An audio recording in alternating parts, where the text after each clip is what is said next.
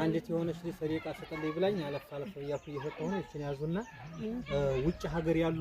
ሁለት እህቶች ናቸው አዋከው ይላኩት ዱአ አድርጉላችሁ አራረጋ ቆማጣ ደህና ቆማለሁኝ አራረጋለሁ መልከዋ አራረጋለሁ እናቴም የባተ ወየው ማነው እንዲህ የሚያረገው መርቂያቸው አላህዋ መርቂያቸው እነሱ ምናምን ያገኙብኝ አዋየው አሞይ ነገር አይደብልቅብኝ እንዴ አንቱም ደህና ሁኑልኝ ማነው እነዛ ቢሰጡ ወደዚህ ይደረጋል እንጂ ማነው በረካ